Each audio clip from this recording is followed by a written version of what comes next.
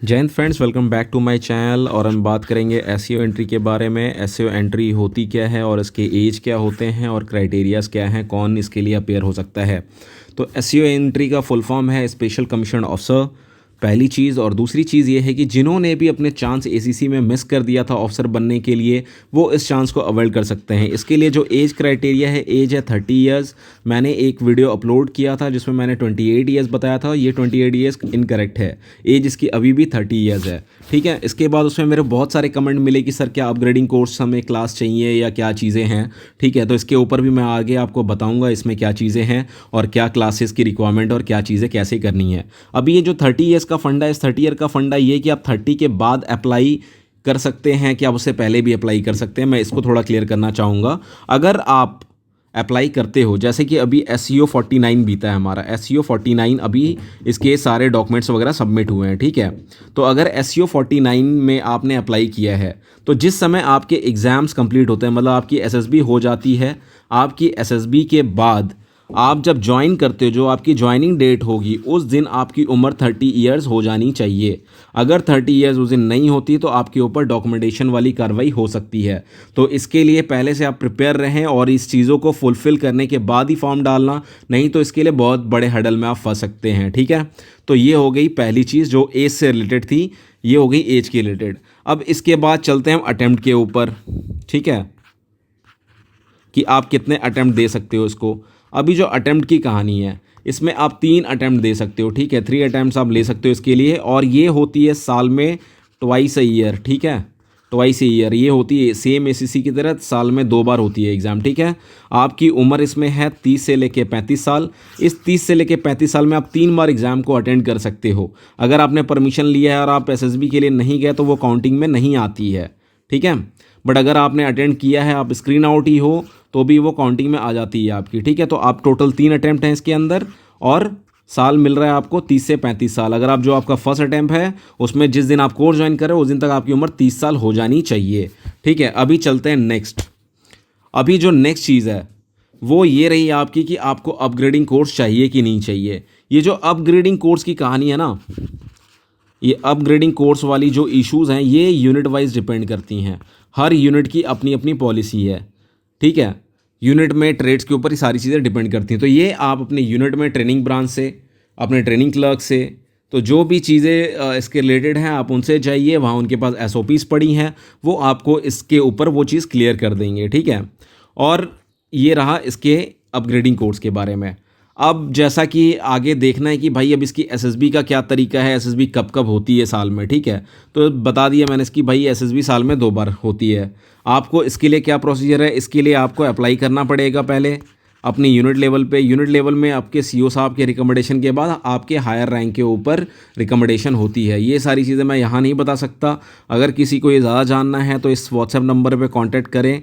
इसके लिए जो भी नोटिफिकेशन, जो भी डेट्स वगैरह हैं वो आ जाएंगी। जैसे ही आगे डेट्स आती हैं 50 के लिए, आपके 50 के जो फॉर्म्स वगैरह हैं या जो एप्लीकेशन प्रोसीजर है वो आप जून में स्टार्ट कर सकते हैं। ठीक है, तो मई जून के महीने में वो स्टार्ट हो जाएगी। एग्जैक्ट डेट तो अभी मैं भी नहीं बता सकता आपको क्या है, बट इसके लिए मार्च लास्ट डेट था आपके SEO 49 के लिए।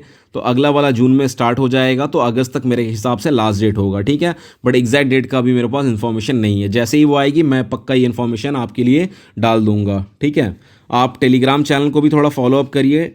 टेलीग्राम चैनल के ऊपर भी बहुत बार मैं नोटिफिकेशन अपडेट करता हूं, तो वहां से भी आपको नोटिफिकेशंस मिल जाएंगे कि भाई अभी अगला SEO का कब होने वाला है टेस्ट। ठीक है, तो ये रही उसके ऊपर एप्लीकेशन का प्रोसीजर आपको पता चल गया। यहाँ रिकमेंडेशन के बाद आपके डॉक्यूमेंट्स जाएंगे कहाँ पे, आपके रिकॉर्ड्स में। ठीक है, रिकॉर्ड से फिर आपके जो भी डेट्स वगैरह हैं वो अलॉट हो जाएंगे। अब इसमें एक इंपॉर्टेंट चीज़ और, जिनका जो NCO रैंक के अंदर आते हैं, नायक एंड अबव। ठीक है, नायक एंड अबव के लिए ACR बहुत ज़्यादा इंपॉर्टेंट है, और ACR में एक कॉलम होता है आपका रिकमेंडेशन फॉर कमीशन। ठीक है, रिकमेंडेड फॉर कमीशन वो पक्का आपने करवाना है। रिकमेंडेड फॉर कमीशन अगर आप नहीं करवाते हैं तो आपकी SSB और जो भी आप SEO का सपना देख रहे हो वहीं क्लोज हो जाएगा, आपकी SSB नहीं आएंगी, ये श्योर बात है। ठीक है, तो ये जो ACR की कहानी ना, इसके ऊपर बहुत ज़ोर देना है आपने। और अगर आप देने का पहले से ही मूड बना रखा है तो पहले ही कोई इनलॉफुल एक्टिविटीज़ मत करिए आप, जहाँ पे कि आप फंस सकते हैं। कोई भी ऐसी हरकत मत करिए आप। ठीक है, उसको देखते हुए, उसको समझते हुए आगे बढ़िए। तो ये हो गई आपकी कहानी ACR की। अभी ACR के बाद चलते हैं हम SSB का जो प्रोसीजर है। SSB का जो प्रोसीजर है वो सबके लिए सेम होता है भाई। इसमें आपकी कोई रिटन एग्जामिनेशन नहीं है, ठीक है। रिटन एग्जामिनेशन बहुतों ने मेरे से पूछा सर इसमें रिटन एग्जामिनेशन है क्या? नहीं है। आपको अगर YLC जाना है, YLC के लिए रिटन एग्जामिनेशन है, ठीक है। YLC अगर आप जाना चाहते हो तो उसके लिए आपको रिटन एग्जाम देना पड़ेगा, क्वालिफाई करना पड़ेगा, फिर आप OTA पहुंचोगे। अदरवाइज़ के लिए कोई ऐसा एग्ज़ाम नहीं है। अगर आप YLC में फ़ेल हो जाते हो कोई बात नहीं, आपकी SSB की डेट्स आएंगी, ठीक है। बट अगर आप चाहते हो YLC में जाना, YLC कोर्स OTA में अटेंड करना, तो आपको रिटन एग्ज़ाम से गुजरना पड़ेगा, ठीक है। तो इसमें कोई भी रिटन एग्जामिनेशन SSB देने के लिए नहीं है। तो आपकी कॉल अप लेटर आएगी SSB के लिए, आपको SSB बोर्ड में रिपोर्ट करना है जिस डेट जिस टाइम को बताया जाएगा उसके हिसाब से। तो आपका भी सेम वही 5 डेज़ प्रोसेस है। यहाँ पे भी 5 डेज़ के अंदर आपकी SSB कंडक्ट होनी है। डे 1 में आपका जैसे नॉर्मल SSB चलती है NDA वालों की, CDS वालों की, ACC वालों की, वही सेम है। आपका डे 1 में आपकी स्क्रीनिंग है, स्क्रीनिंग टेस्ट है। स्क्रीनिंग टेस्ट के बाद आपके OIR टेस्ट होंगे वहाँ पे। OIR टेस्ट, ये 2 टेस्ट में एक स्क्रीनिंग के दौरान OIR टेस्ट हो जाएगा आपका और दूसरा हो जाएगा PPNDT, ठीक है। PPNDT जो यहाँ से क्वालिफाई करेंगे वो आगे अपने प्रथम पक्ष के लिए प्रस्थान करेंगे। जिनका नहीं होगा भाई वहीं से उनको रिटर्न होना पड़ेगा, ठीक है। जिन्होंने पहले SSB दी होगी आपको पता है SSB का क्या प्रोसीजर है। बैग ऑलरेडी पैक रहता है, स्क्रीन हुए तो भाई बैग फिर से रीओपन होगा और नहीं हुए तो भाई वहीं से बैक टू पवेलियन, ठीक है। चलिए हम होप करते हैं कि सारे स्क्रीन हो। इसके बाद की आगे की कार्रवाई बताते हैं आपको। आपकी इसके बाद क्या होगी, आपकी PIQ फॉर्म भरी जाएगी, ठीक है। PIQ फॉर्म और जो भी डॉक्यूमेंटेशन का कार्रवाई है सारा कार्रवाई होगा। उसके बाद नेक्स्ट डे आपको बुलाया जाएगा साइक के लिए, ठीक है।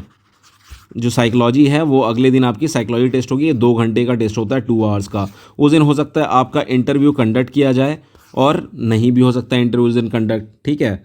वो आपको बता दिया जाएगा हाँ भाई आज आपकी इंटरव्यू है। तो ये हो गया आपका डे 2 स्टार्ट, ठीक है। डे 2 के बाद डे 3 चलते हैं हम। जो डे 3 होता है वो GTO का डे होता है।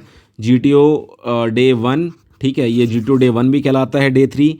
तो GTO डे 1 के दिन क्या होगी, आपकी GTO टास्क जो भी परफॉर्म करनी है वो होगी। इसमें बेसिकली GTO टास्क में क्या होता है, आपके लेक्चर उस दिन हो जाते हैं, आपकी GP उस दिन हो जाती है, आपकी GD उस दिन हो जाती है, ठीक है। बेसिकली जो भी टास्क हैं वो उस दिन हो जाएंगे, बेसिक वाले जो कि आपको क्लास के अंदर बिठा के करने हैं वैसे वाले टास्क, ठीक है। स्नैक रेस उस दिन आपका हो जाएगा, ओके। आपका इंडिविजुअल ऑब्स्टिकल हो सकता है उस दिन, और बचे हुए जो टास्क हैं वो होंगे GTO डे 2 के दिन, ठीक है।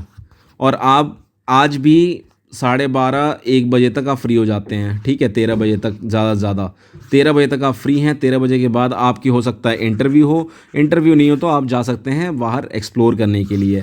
अभी GTO डे 2 शुरू हो गया। GTO डे 2 में बचे हुए GTO के टास्क कंप्लीट होंगे यहाँ पे। और अगर आपका इंटरव्यू आज भी नहीं हुआ था उस दिन तक, तो आपका इंटरव्यू आज तो कंडक्ट होना ही होना है, ठीक है। तो GTO डे 2 कंप्लीट होने के बाद आपकी इंटरव्यू मोरलेस सारों की ख़त्म हो जाती है, कोई पेंडिंग नहीं रहता। आप GTO के बाद अगला दिन होता है आपका डे 5, जो कि काफ़ी इंपॉर्टेंट डे होता है। Day 5 is a conference day.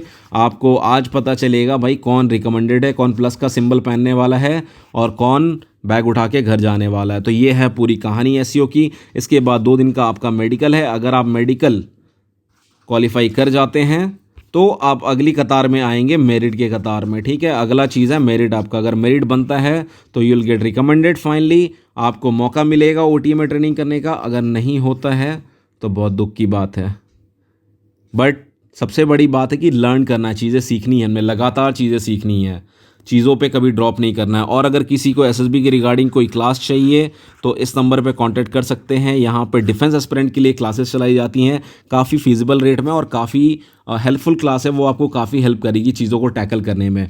और ये चैनल बस डिफेंस वालों को ही चीज़ें प्रोवाइड करती हैं सारी सारी। इसमें कोई सिविलियन कैंडिडेट्स नहीं होते हैं यहाँ पे, तो आपको पूरा माहौल वैसा मिलता है। क्लासेस, क्वेश्चन सारे उसी टाइप के आपको दिए जाते हैं। अदरवाइज़ आप किसी इंस्टीट्यूशन में आते हैं कोचिंग करने के लिए, क्लास करने के लिए, तो वहाँ पूरा मैशअप होता है। जो फौजियों के लिए क्वेश्चन आते हैं वो थोड़े से अलग होते हैं, जो सिविलियंस के लिए आते हैं वो थोड़े से अलग होते हैं। तो उसके हिसाब से यहाँ पर आपको ट्रीट किया जाता है। सो अगर आपको ये मेरा वीडियो अच्छा लगा हो तो प्लीज़ इसको लाइक करिए, सब्सक्राइब करिए और ज़्यादा शेयर करिए। Once again thanks for watching my video. जय हिंद।